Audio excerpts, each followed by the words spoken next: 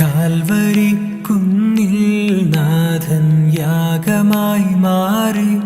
അന്നു കാൽനടയായി നാഥൻ മലമുകളേറി.